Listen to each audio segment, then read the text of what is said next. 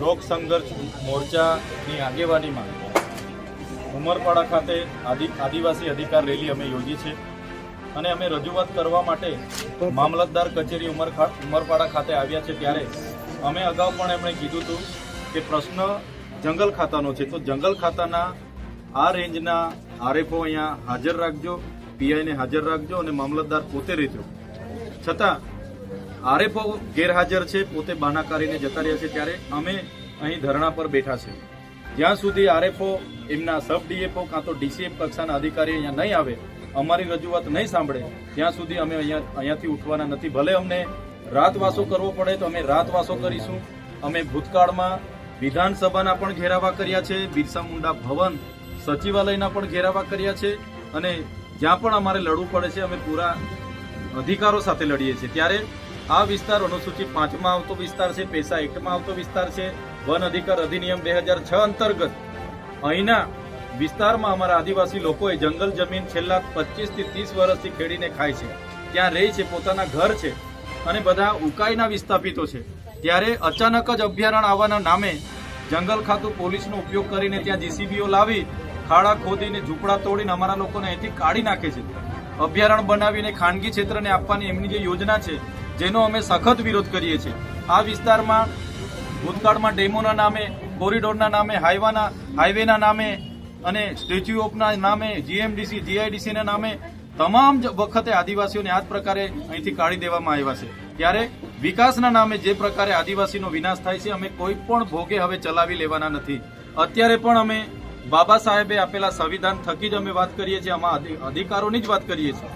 જે પ્રકારે ગામ સભાનો અહીંયા પાવર હોવો જોઈએ, એની જગ્યાએ અધિકારીઓ પોતાનું રાજ ચલાવે છે, એ પણ અમે હવે ચલાવવાના નથી। ત્યારે અમારી રજૂઆત એ જ છે કે આ લોકો સાથે જે ગેરવહીવટ, ગેર અત્યાચાર થાય છે, એ હવે થવો નહીં જોઈએ। જો ફરી કોઈ આ લોકો સાથે આ પ્રકારનો અત્યાચાર કરશે તો આજે તો અમે 2 તાલુકાના લોકો ભેગા થયા છે, આવનારા દિવસોમાં ભીલ પ્રદેશના લોકો અમે ભેગા થઈશું, જેમાં રાજસ્થાન, મધ્યપ્રદેશ, મહારાષ્ટ્ર અને ગુજરાતના તમામ લોકો અહીંયા હશે। ત્યારે આજે સ્પષ્ટ કહીએ છીએ, અમારા બધા જ સંગઠનના લોકો અહીંયા ઉપસ્થિત છે। બધા જ લોકો પક્ષ પાર્ટી ભૂલીને લોક સંઘર્ષ મોરચાની અધ્યક્ષતામાં યોજાયેલી રેલીમાં અમે સમર્થન કરવા આવ્યા છે અને આવનારા દિવસોમાં પણ અમારે ગાંધીનગર ખાતે પણ ઘેરાવા કરવાના થશે તો અમે ત્યાં પણ જઈશું। સુરત કલેક્ટરે ઘેરાવો કરવાનો થશે તો ત્યાં પણ જઈશું। જો અમારા લોકોને ન્યાય ન મળશે તો અમે સડકથી લઈને સદન સુધી લડવા પણ તૈયાર છે। પણ હવે અમે પાછીપાની કરવાના નથી। હવે અમે લડેંગે, જીતેંગે, જિંદાબાદ, મુર્દાબાદ આવેદન આપીને જતું રહીને હવે પૂરું નથી કરવાના। ફરી જો આ પ્રકારની આદિવાસીઓના ગામ ખાલી કરવાના, હેરાન કરવાનું કામ કરશે તો આ વિસ્તારના હાઈવે પણ બંધ થશે, એ પ્રોજેક્ટો પણ બંધ થશે અને તમામ મોરચે અમે લડી લેવા માટે તૈયાર છે। ચૈતરભાઈ, ખાસ અભયારણ્યની વાત હોય કે જમીન સંપાદનની વાત હોય, તમામ જે પ્રોજેક્ટો છે આદિવાસી વિસ્તારમાં જ કેમ? સરકાર બસ હવે એમને નજર આદિવાસીની જમીનો પર છે, હવે સિટીમાં કોઈ બાકી નથી। એટલે આ વિસ્તારમાં આજે તો ઉમરપાડાનો વારો છે, કાલે માંડવીનો વારો આવશે, ડેડિયાપાડાનો, વાલિયાનો, ઝઘડિયાનો। તો શું અમારે કાયમ અમારી જમીનો જ આપી દેવાની છે? કાયમ અમારે ભોગ જ આપવાનો છે? અને એની સામે આજે શું વિકાસ કર્યો છે? આઝાદીના 78 વર્ષ થઈ ગયા, આજે અહીંયા શિક્ષકો નથી, દવાખાનાઓમાં ડોક્ટરો નથી, સાધનો નથી, શાળામાં ઓરડાઓ નથી, અહીંયા આંગણવાડીના મકાનો નથી, આજે રોજગારી નથી, અમારી સુવિધા કઈ નથી। સ્ટેચ્યુ ઓફ યુનિટી બનાવી દીધી, એની બાજુનું ગામમાં આજે આદિવાસીઓ ત્યાં રહે છે, એના માટે રોડ નથી। હમણાં ડિલિવરીમાં એક બેન રસ્તે પ્રસૂતિ થઈ ગઈ, એક ચાપડ ગામ છે, ત્યાં બેનને પ્રસૂતિની પીડા ઉપડી, લઈને જતા જતા બેન રસ્તે મરી ગયા। તુરખેડામાં હમણાં બેન રસ્તે મરી ગયા। તો આ વિકાસ છે? એટલે અમારે હવે ભોગ આપવાનો નથી। હવે અમે અમારા અધિકારો અમારી પાસે છે, સંવિધાન અને સંવાદથી વાત કરીએ છીએ ત્યાં સુધી બરાબર છે। હવે યુવા આગેવાનો, યુવા પેઢી જાગેલી છે। હવે જો અમારા લોકો સાથે આ પ્રકારનો અન્યાય થશે, અમે સહન કરવાના નથી। અમે આરપારની લડાઈ લડવાની થશે તો પણ લડવા તૈયાર છે। અનુસૂચિ 5 વિસ્તાર છે અને ગ્રામ પંચાયતની મંજૂરી વગર કોઈ પણ જમીન સંપાદન ન થઈ શકે, તો શું માનો છો સરકારના જે નિર્ણયો છે બંધારણની ઉપર છે? અનુસૂચિ 5માં ગ્રામ પંચાયત નહીં પણ ગ્રામ સભાનો પાવર છે। ગ્રામ સભા નક્કી કરે, એ ચાહે કોઈ પણ હોય, સંસદ હોય, સૌથી વધારે પાવર અનુસૂચિ 5માં ગ્રામ સભાને આપ્યા છે। તો ગ્રામ સભાની પરવાનગી વગર કોઈ પણ પ્રોજેક્ટ આવી ના શકે। પણ આ લોકોએ એમના કેટલાક સરપંચો છે, એમને વિશ્વાસમાં લઈને, એમને લોભ લાલચ આપીને ઠરાવો લઈ લીધા છે અને પછી આવા અભયારણ્યોને બધું લાવવાની ફિરાકમાં છે। જે પ્રકારે નર્મદામાં સફારી પાર્ક બનાવીને ટ્રાઇબલ બજેટમાંથી સફારી પાર્ક બનાવીને રિલાયન્સને 1 રૂપિયાના ટોકનમાં આપી દીધો, એ જ પ્રકારે અહીંયા પણ ડેવલપ કરીને આવનારા દિવસોમાં અદાણી અંબાણીને આપી દેવા માટે આ લોકો આગળ વધી રહ્યા છે. ચેતરભાઈ, દીપડા રેસ્ક્યુ સેન્ટર હાલ આવી રહ્યું છે. દીપડા રેસ્ક્યુ સેન્ટર જે વિસ્તારમાં આવે છે તે વિસ્તારમાં ઘણા ગામો આવે છે, માંડવી તાલુકાના વિસ્તારમાં.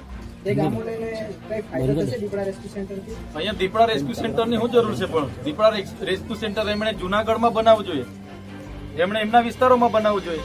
અહીંયા અમે દીપડા પર કે વન્ય પ્રાણી પર જરા બી પથ્થર મારીએ એટલે 10 વર્ષની અમને સજા થાય વાઇલ્ડ લાઇફ એક્ટ અંતર્ગત. ને દીપડાઓ બાર થી લાવીને પાંજરામાં લાવીને અહીંયા છોડી દે, અમારા લોકો પર હુમલા કરે, ત્યારે કોઈના પર કાયદો લાગુ નથી પડતો.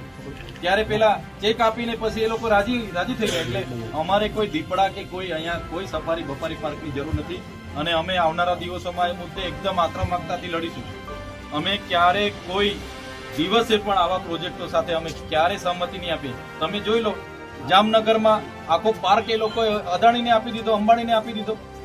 તો આ પ્રકારે હવે જમીનો પર એ લોકોની નજર છે. આદિવાસીઓને જમીનો પરથી ખદેડી દો. આજે છત્તીસગઢ હોય, ઝારખંડ હોય, આજે નાગાલેન્ડ હોય, મણિપુર હોય, તમામ જગ્યાઓ પર આર્મી મૂકી દીધી છે. દેશની અડધી આર્મી તો આદિવાસીઓ સામે લડે છે, આદિવાસીઓ સામે આર્મી લડે છે. તો આ જ પ્રકારે આવનારા દિવસોમાં બી આ વિસ્તારમાં ન થાય એના માટે અમે 100 યુવાનો ભેગા થયા છે અને સરકારને મેસેજ આપવા માંગીએ છીએ, જ્યારે પણ ઉમરપાડા હોય, માંડવી હોય, કોઈ પણ આદિવાસી સાથે કંઈ થશે, એ ચાહે કેવડિયા હોય કે કોઈ પણ, અમે બધા એક થઈને લડીશું. અને અમે હવે ક્યારે પણ આ પ્રકારના પ્રોજેક્ટોથી અમારી જમીનો આપવા માંગતા નથી. આયોજન કર્યું અને બધા જ આપણે લોકો તૈયાર થઈ ગયા કે આપણે બધાએ ત્યાં રેલીમાં જવાનું છે. અને છેલ્લી ઘડીએ પોલીસ પ્રશાસન અહીંના નેતાઓના ઈશારે આપણને પરવાનગી નહીં આપી. આજના કાર્યક્રમ માટે પણ આ પોલીસ પ્રશાસન અને અહીંના કેટલાક નેતાઓ કાર્યક્રમ ન કરવા દેવા માટેની કામગીરી કરવામાં આવી. ત્યારે આ પોલીસ, એમના પ્રશાસન, એમના નેતાને પણ હું કહેવા માંગુ છું, આ દેશના મૂળ માલિક અમે આદિવાસીઓ છે અને જે દિવસે આદિવાસી નક્કી કરશે એ દિવસે અમે ભારતીય ઉત્પન્ન કરવી પડે. અમારો સમાજ, અમે એટલા ગૌરવશાળી સમાજમાંથી આવીએ છીએ. તમે બિરસા મુંડાનો ઇતિહાસ વાંચી લેજો, તમે તાત્યા માવાનો ઇતિહાસ વાંચી લેજો, હાસ્ય નાયકનો ઇતિહાસ વાંચી લેજો, તમે ગોવિંદ ગુરુનો ઇતિહાસ વાંચી લેજો. એક કુળમાંથી અમે આવીએ છીએ. અમને પરવાનગીની જરૂર નથી. અમે અહીંયા મૂળ માલિક અમે ધારે તો અહીંયા કરી લઈશું. સાથે જંગલ ખાતાવાળાને પણ કહીએ છીએ, આ ઉમરપાડા વાળા, પેલા સાગબારા વાળા, પેલા ડેડિયાપાડા વાળા અલગ અલગ ભાગ પાડવાને બંધ કરી દેજો. અમે ડેડિયાપાડાના હોય, સાગબારાના હોય કે ઉમરપાડાના હોય કે માંડવીના હોય, તાલુકા ભલે અલગ હશે, જિલ્લા ભલે અલગ હશે, પણ અમે આદિવાસીઓ છે, આદિવાસીઓને અલગ કરવાનું બંધ કરી દેજો. કહેવામાં આવ્યું કે આ વિસ્તારમાં સાગબારાવાળાને કરવાની દઈએ, ત્યારે એ નેતાઓને, એ પ્રશાસનને પણ કહેવા માંગીએ છીએ, અમે પણ ઉત્તરાયણના વિસ્થાપિતો છે. તમે જે ઉત્તરાયણમાંથી પાણી લઈ જવા માંગો છો ને, કાલે તમે જે અમે નક્કી કરી દઈશું તો પાઇપલાઇનનું કામ પણ બંધ થઈ જશે. કેમ તમે ભાગ પાડવા માંગો છો? ત્યારે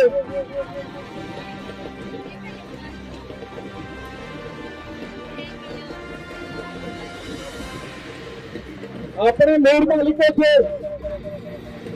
અહીંના યુવાનોને, વડીલોને પણ કહેવા માંગુ છું, કોઈ પણ આવા કાર્યક્રમની પરવાનગી લેવાની આજથી કરવાની જરૂર નથી. કાર્યક્રમો કરવાના એમાં કોઈના બાદથી ડરવાની જરૂર નથી. આપણે એક કોરમાંથી આવીએ છીએ. તમે રામાયણ ઉઠાવીને વાંચી લેશો. રામાયણમાં જે સબરીની વાત આવે છે, એ સબરી આપણા પૂર્વજ હતા. હનુમાનની વાત આવે, નિષાદની વાત આવે, એ આપણા પૂર્વજ હતા. મહાભારતની વાત આવે, જયારે એકલવ્યનું નામ આવે, એ આપણા પૂર્વજ હતા. તમે જોઈને મહારાણા પ્રતાપની સેનામાં જે આખી ભીલેની સેના હતી, એ પ્રકારે આપણે છત્રસિંહ શિવાજી મહારાજની સેનાની રાખી એ પણ આપણે ભૂલી રહ્યું છે ત્યારે એક કોડમાંથી આવ્યું છે કે કોઈના બાદથી ડરવાની જરૂર નથી. તમે જો એને આઝાદી 78 વર્ષની ગયા, આઝાદીને 78 વર્ષ થઈ ગયા, વિકાસની મોટી મોટી વાતો થાય છે, અહીંયા વિકાસની યાત્રાઓ નીકળે છે. આજે પણ આદિવાસી સમાજ પોતાના હક અધિકાર માટે અહીંયા રોડ પર બેઠો છે. આજે પણ આદિવાસી સમાજ શાળાઓ માટે રોડ પર ઉતરે છે. આજે પણ આદિવાસી સમાજ શિક્ષકો માટે રોડ પર ઉતરે છે. આજે પણ મારા યુવાનો ભણી ગણીને નોકરી માટે રોડ પર ઉતરે છે. જ્યારે દેશને વિકાસની જરૂર હતી, આ વિસ્તારોમાં મોટા મોટા Narmada dam, Ukai dam, Gadala dam એવા ડેમો બનાવવામાં આવ્યા.